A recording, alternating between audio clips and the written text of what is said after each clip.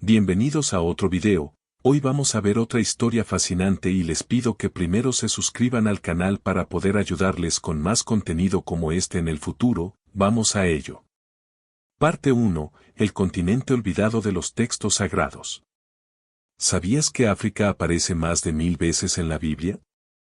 Así es, pero cuando piensas en historias bíblicas, probablemente imagines personas blancas en escenarios que parecen más Europa. Esto no es casualidad.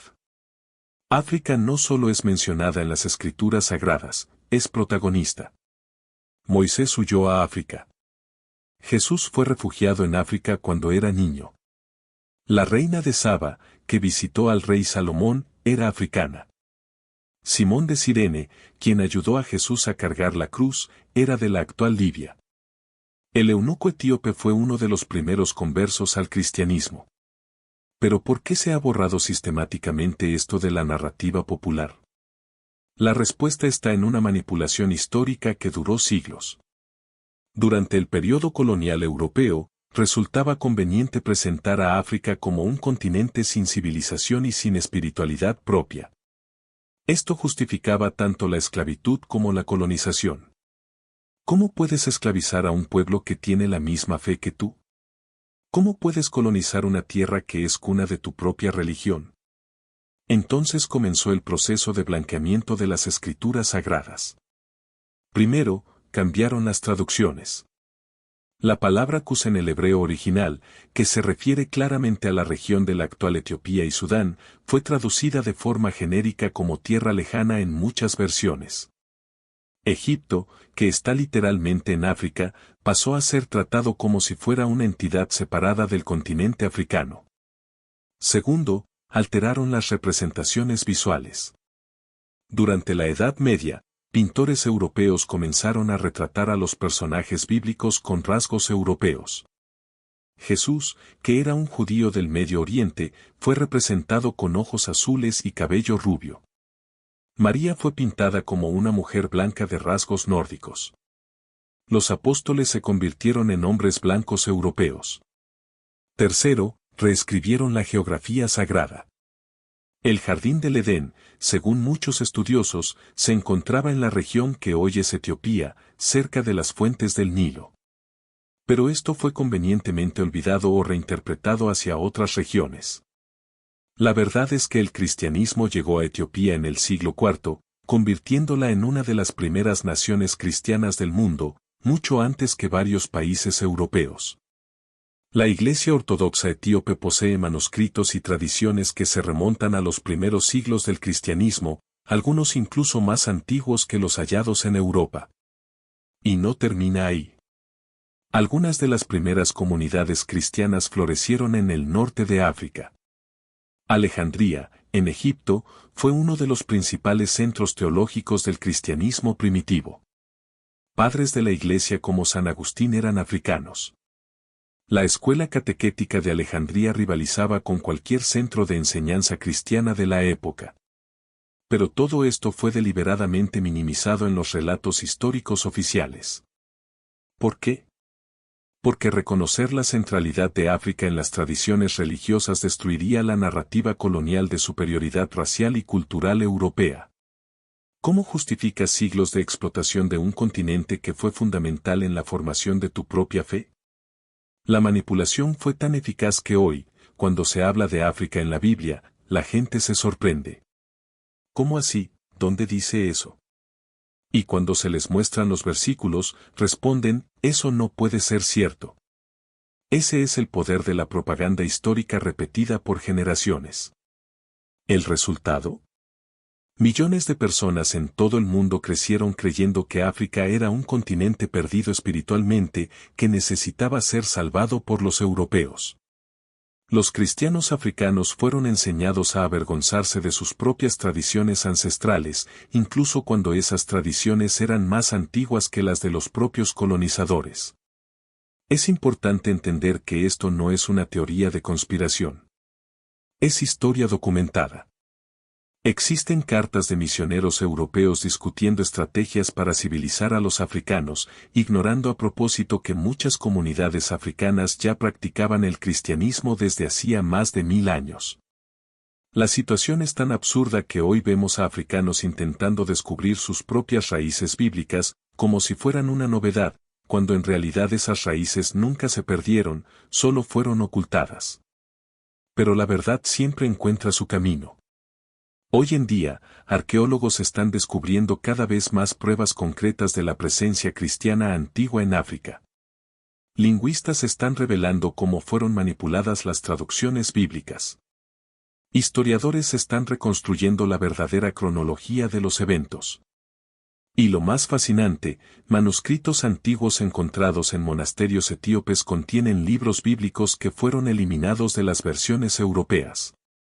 Algunos de estos textos ofrecen detalles extraordinarios sobre la presencia de personajes bíblicos en África, detalles que fueron sistemáticamente suprimidos. La pregunta que queda es, ¿qué más fue ocultado? ¿Qué otras verdades históricas fueron manipuladas para servir a los intereses políticos de una época? Si te gusta la historia, por favor suscríbete al canal, no tardarás ni 2 segundos y a seguir con el video. Parte 2. Los personajes africanos que no conoces. Hablemos de personas reales que cambiaron la historia sagrada, pero que fueron deliberadamente olvidadas o blanqueadas a lo largo de los siglos. Comenzamos con Moisés. Sí, Moisés. La Biblia es bastante clara. Cuando Moisés mató al egipcio y tuvo que huir, fue a la tierra de Madián, que estaba en la región de la actual Etiopía y Sudán. Allí se casó con Séfora, una mujer madianita. Cuando Aarón y Miriam criticaron a Moisés por haberse casado con una mujer cusita, etíope, Dios los reprendió severamente. Esto significa que la esposa de Moisés era una africana negra. Y más aún, Moisés vivió en África durante 40 años antes de regresar para liberar al pueblo hebreo de Egipto. ¿Dónde crees que aprendió sobre liderazgo, supervivencia en el desierto y organización tribal? En África. Pero nunca te contaron esto, ¿verdad? Ahora hablemos de la reina de Saba. Ella no era un personaje mítico, era una gobernante real que controlaba rutas comerciales entre África y Medio Oriente. Cuando visitó al rey Salomón, no fue como una bárbara siendo civilizada, sino como una líder poderosa estableciendo alianzas comerciales y diplomáticas. La tradición etíope afirma que tuvo un hijo con Salomón, llamado Meneliki, que se convirtió en el fundador de la dinastía imperial etíope. Coincidencia o no, Etiopía mantuvo su independencia por milenios, siendo uno de los pocos países africanos que nunca fue completamente colonizado. Simón de Cirene es otro ejemplo fascinante. Estaba en Jerusalén durante la crucifixión de Jesús, no como turista, sino probablemente como un judío africano que había subido para la Pascua. Cirene era una ciudad próspera en el norte de África con una gran comunidad judía. Simón no era un extraño, formaba parte de la comunidad religiosa de la época. Y sus hijos, Alejandro y Rufo, son mencionados como personas conocidas en la iglesia primitiva. Es decir, la familia de Simón se convirtió en parte fundamental de la primera comunidad cristiana. El eunuco etíope es quizás el ejemplo más poderoso. Era el tesorero de la reina Candes de Etiopía, una de las gobernantes más poderosas de la antigua África. No era un salvaje que se convertía, era un hombre instruido, que sabía leer hebreo y tenía recursos para viajar cientos de kilómetros para adorar en Jerusalén. Cuando Felipe lo encontró leyendo el libro de Isaías, no estaba descubriendo la religión por primera vez. Ya era un adorador de Dios, probablemente un prosélito judío. Su conversión al cristianismo representa la primera expansión oficial del Evangelio hacia África y volvió a casa para establecer una de las iglesias cristianas más antiguas del mundo. Pero hay más. Apolos, uno de los grandes oradores cristianos mencionados en el Nuevo Testamento, era de Alejandría, Egipto. Era elocuente y poderoso en las Escrituras, no exactamente el perfil de alguien de una civilización primitiva, ¿verdad? Lucio de Cirene es mencionado como uno de los profetas y maestros de la iglesia de Antioquía, junto a Bernabé y Pablo. Níger, cuyo nombre significa negro en latín, también está en la misma lista. Estos hombres eran líderes espirituales de una de las iglesias más importantes del cristianismo primitivo. La tradición dice que Marcos, el evangelista, fue a Alejandría y estableció la iglesia egipcia, que se convirtió en una de las más influyentes del mundo antiguo. Pero Marcos no llegó allí como un pionero en tierras desconocidas, encontró un terreno fértil, comunidades ya preparadas para recibir el mensaje. San Agustín, uno de los más grandes teólogos de la historia del cristianismo, era africano.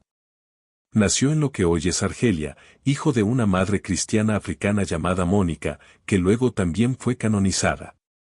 Agustín no era una excepción, formaba parte de una tradición intelectual africana que incluía matemáticos, filósofos, teólogos y científicos. Atanasio de Alejandría, que defendió la divinidad de Cristo contra el arrianismo, era africano. Cipriano de Cartago, uno de los grandes mártires cristianos, era africano.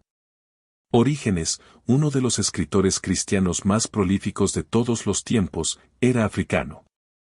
La escuela catequética de Alejandría rivalizaba con cualquier centro de enseñanza del mundo antiguo. Allí se estudiaban teología, filosofía, matemáticas, medicina, astronomía. No era un puesto misionero, era una universidad de primer nivel. Pero, ¿por qué nunca escuchaste sobre esto? Porque durante el periodo colonial, era conveniente presentar a África como un continente oscuro que necesitaba ser iluminado por la civilización europea. Reconocer que África tenía una tradición intelectual y espiritual milenaria habría destruido la justificación para la colonización. Así que, sistemáticamente, estos personajes fueron blanqueados en representaciones artísticas, minimizados en relatos históricos o simplemente ignorados. El resultado es que hoy tenemos cristianos africanos que no saben que sus antepasados estuvieron entre los primeros seguidores de Jesús. Tenemos comunidades que fueron evangelizadas en el siglo XX creyendo que recibían el cristianismo por primera vez, cuando en realidad estaban redescubriendo sus propias raíces. Es una de las mayores ironías de la historia. Un continente que fue fundamental para el establecimiento del cristianismo fue convencido de que era pagano y necesitaba ser convertido. Y lo más impresionante es que, incluso con toda esta manipulación histórica, la verdad ha permanecido viva en las tradiciones orales. Manuscritos antiguos y la arquitectura de iglesias centenarias excavadas en la roca etíope. La verdad siempre encuentra un camino. Si te gusta la historia, por favor suscríbete al canal, no tardarás ni 2 segundos y a seguir con el video. Parte 3. El blanqueamiento sistemático de la AFE. Ahora vamos al corazón del asunto. ¿Cómo exactamente ocurrió este proceso de borrar a África de la historia sagrada? Porque no fue un accidente, fue una estrategia deliberada que tomó siglos para implementarse. Todo comenzó con las cruzadas, entre los siglos XI y XIII. Cuando los europeos llegaron al Medio Oriente, se encontraron con una realidad impactante: había cristianos negros, cristianos árabes, cristianos de todas las etnias. La fe que pensaban que era exclusivamente europea era, en realidad, profundamente multicultural. Esto creó un problema teológico y político. ¿Cómo justificas una guerra santa contra personas que comparten tu misma fe?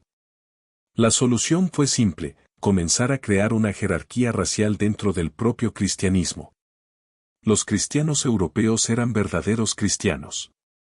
Los cristianos africanos y orientales eran cristianos primitivos o herejes que necesitaban ser corregidos. Esa fue la primera fase del blanqueamiento. La segunda fase llegó con la expansión marítima europea en los siglos XV y XVI. Cuando los portugueses llegaron a la costa africana, encontraron comunidades cristianas que existían desde hacía más de 1000 años. Esto era inconveniente para los planes coloniales. ¿Cómo esclavizas a personas que comparten tu fe? ¿Cómo colonizas un continente que tiene iglesias más antiguas que las tuyas? La respuesta estuvo en la reinterpretación teológica. Comenzaron a enseñar que el cristianismo africano era impuro, mezclado con supersticiones paganas. Que los africanos no eran verdaderos cristianos, sino solo personas superficialmente expuestas al cristianismo. Esto permitió justificar la esclavitud como una misión civilizadora. Los africanos esclavizados eran salvados de la barbarie y llevados a la verdadera fe cristiana. El hecho de que muchos ya fueran cristianos antes de la esclavitud fue convenientemente ignorado. Pero el blanqueamiento visual fue quizás la estrategia más efectiva. Durante el Renacimiento, los artistas europeos comenzaron sistemáticamente a retratar a las figuras bíblicas con rasgos europeos.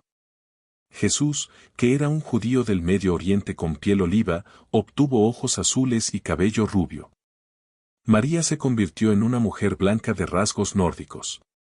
Los apóstoles se transformaron en hombres blancos europeos. Esto no fue coincidencia. Fue una decisión política consciente. Mecenas ricos financiaban estas pinturas específicamente para promover una imagen europea del cristianismo. Al mismo tiempo, comenzaron a manipular las traducciones bíblicas. La palabra Cus en el hebreo original, que claramente se refiere a Etiopía, fue traducida como tierra lejana o simplemente omitida. Referencias específicas a África fueron generalizadas o eliminadas. Por ejemplo, cuando la Biblia habla de los hombres de Cus trayendo regalos al templo, muchas traducciones europeas cambiaron a hombres de tierras lejanas. Cuando menciona que Moisés se casó con una mujer cusita, algunas versiones lo traducen como extranjera. La tercera fase fue el periodo colonial propiamente dicho, de los siglos XVII al XX. Aquí la estrategia se volvió más sofisticada. Se enviaron misioneros a África con instrucciones específicas para cristianizar poblaciones que ya eran cristianas desde hacía siglos. Llegaban a pueblos con iglesias centenarias y anunciaban que estaban trayendo a Jesucristo por primera vez a esa gente. Más cruel aún, prohibían las prácticas cristianas tradicionales africanas, clasificándolas como paganismo. Ritos de adoración que existían desde los primeros siglos del cristianismo fueron prohibidos y reemplazados por prácticas europeas.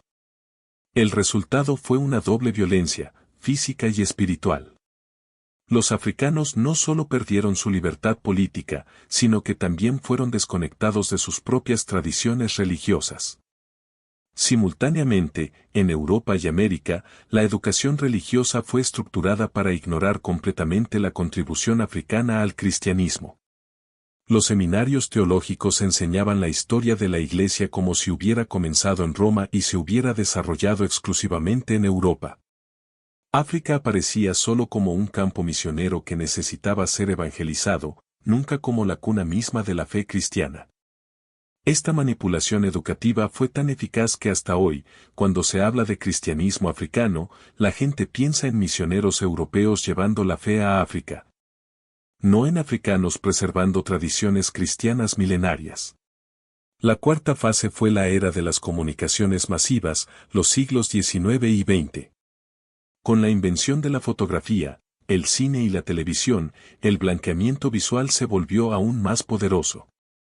Todas las películas sobre historias bíblicas mostraban actores blancos. Jesús siempre era representado como un hombre blanco de ojos azules. Moisés era Charlton Heston. Los fariseos eran británicos. El resultado es que generaciones enteras crecieron con imágenes mentales completamente distorsionadas de las figuras bíblicas. Incluso hoy, en pleno siglo XXI, cuando le hablas a alguien sobre Jesús, la primera imagen que viene a la mente es la de un hombre blanco europeo, no la de un judío del Medio Oriente. Pero tal vez la manipulación más sutil fue la lingüística.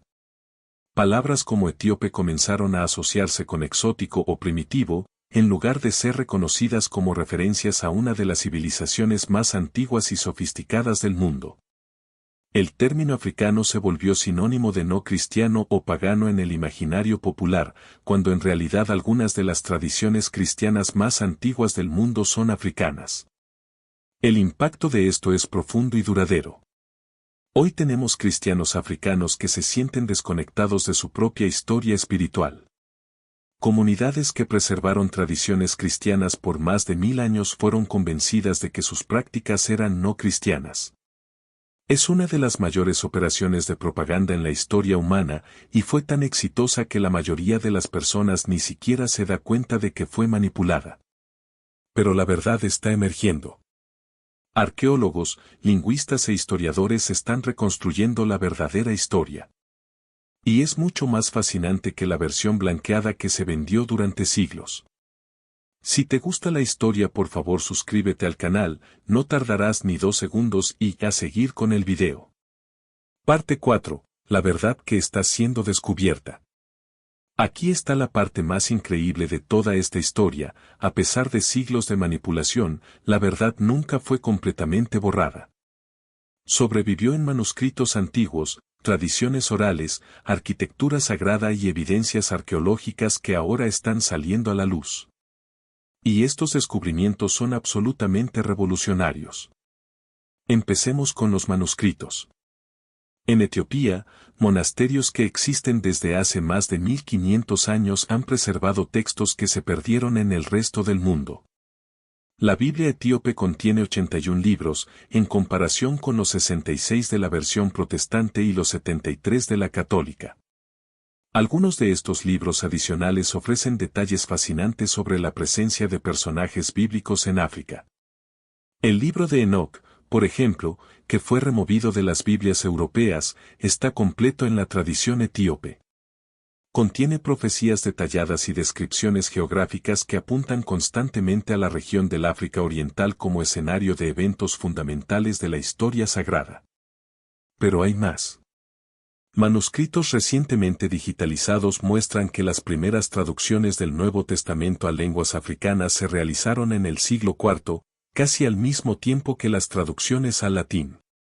Esto significa que el cristianismo no fue llevado a África, sino que creció orgánicamente allí desde el principio. Los arqueólogos están realizando descubrimientos que cambian por completo nuestra comprensión de la historia antigua. En 2019, un equipo internacional descubrió en Sudán los restos de una catedral del siglo VI que rivalizaba en sofisticación con cualquier construcción religiosa europea de la época. No estamos hablando de una iglesita. Era una catedral con frescos elaborados, sistema de calefacción, biblioteca anexa y evidencia de una escuela teológica. Esto 1000 años antes de las grandes catedrales góticas europeas. En Egipto, excavaciones recientes revelaron monasterios cristianos del siglo III que albergaban a cientos de monjes. Estos monasterios tenían bibliotecas, talleres de copiado de manuscritos, hospitales y escuelas. Fueron los predecesores de los famosos monasterios medievales europeos. Y en la actual Argelia, arqueólogos descubrieron ruinas de más de 400 iglesias cristianas que datan de los siglos IV al VII. 400 iglesias. Esto representa una población cristiana masiva, organizada y próspera, mucho antes de que el cristianismo se estableciera firmemente en la mayor parte de Europa. Pero los descubrimientos lingüísticos son quizás aún más fascinantes. Investigadores descubrieron que muchas palabras y conceptos fundamentales del cristianismo tienen origen en lenguas africanas antiguas. El término aleluya, por ejemplo, tiene raíces que pueden rastrearse hasta lenguas cusitas, etíopes, anteriores al hebreo bíblico. Más impresionante aún, análisis recientes de textos antiguos sugieren que algunos pasajes bíblicos tienen más sentido cuando se interpretan a través de lenguajes y culturas africanas que desde perspectivas europeas. La genética también está revelando verdades sorprendentes. Estudios de ADN de comunidades cristianas antiguas en África muestran una continuidad genética que se remonta a miles de años. Esto significa que muchas de estas comunidades no fueron convertidas, sino que preservaron tradiciones religiosas que podrían ser anteriores al cristianismo organizado. Los judíos etíopes, por ejemplo, mantuvieron prácticas y tradiciones que desaparecieron del judaísmo tradicional hace siglos.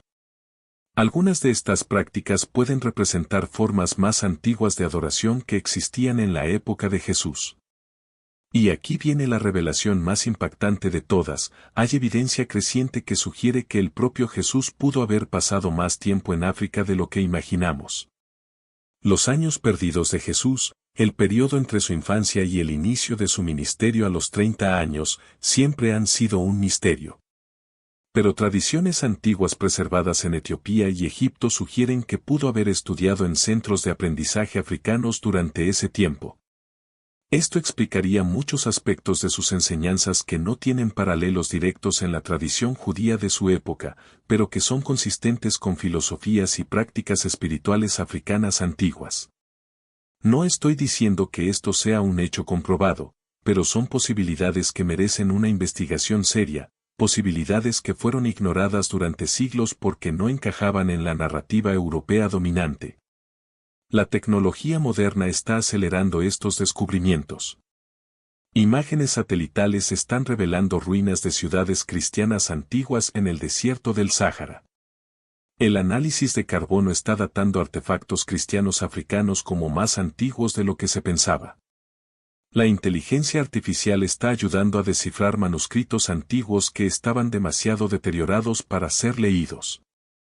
Cada nuevo descubrimiento confirma lo mismo: África no fue un receptor pasivo del cristianismo, sino un participante activo y fundamental desde el principio. Pero quizás la evidencia más poderosa está en las propias tradiciones que sobrevivieron. Comunidades cristianas en Etiopía, Egipto y Sudán han preservado rituales, cantos y prácticas que podrían representar formas más auténticas del cristianismo primitivo que cualquier cosa encontrada en Europa. Por ejemplo, la liturgia de la Iglesia Ortodoxa etíope incluye elementos que aparecen en los textos cristianos más antiguos, pero que desaparecieron de las tradiciones europeas. Sus ayunos y festivales siguen calendarios que podrían estar más cerca de las prácticas de la Iglesia primitiva. ¿Qué significa esto para nosotros hoy? Primero, significa que la historia que aprendimos en la escuela estaba fundamentalmente equivocada. El cristianismo no es una religión occidental que fue llevada al mundo, es una religión global que tuvo múltiples centros de desarrollo desde sus inicios. Segundo, significa que millones de personas fueron desconectadas de sus propias raíces espirituales mediante una manipulación histórica deliberada. Cristianos africanos, asiáticos y del Medio Oriente fueron enseñados a avergonzarse de sus tradiciones ancestrales. Tercero, y quizás más importante, significa que tenemos la oportunidad de redescubrir formas más ricas y diversas de espiritualidad. En lugar de una versión monocromática de la fe, podemos acceder a la riqueza multicultural que siempre existió. Internet está democratizando el acceso a esta información. Jóvenes africanos están descubriendo manuscritos antiguos en línea. Investigadores independientes están cuestionando narrativas históricas establecidas. Documentalistas están creando películas que muestran la verdadera diversidad de la historia sagrada. Y los resultados son transformadores. Personas que crecieron sintiéndose desconectadas de su espiritualidad están descubriendo que sus tradiciones ancestrales son más profundas y antiguas de lo que imaginaban. La pregunta ahora es, ¿qué haremos con esta información? ¿Seguiremos perpetuando versiones distorsionadas de la historia o abrazaremos la verdad completa y compleja? La decisión es nuestra. Pero algo es seguro, la verdad ya no puede ser suprimida. Está emergiendo de manuscritos antiguos, excavaciones arqueológicas, análisis genéticos y tradiciones que se negaron a morir. Y es mucho más fascinante que cualquier ficción inventada para reemplazarla. África nunca fue borrada de la historia sagrada. Siempre estuvo allí, esperando ser redescubierta. Y ahora, finalmente, ha llegado su hora. Si te gusta el video, suscríbete al canal, deja tu like y compártelo.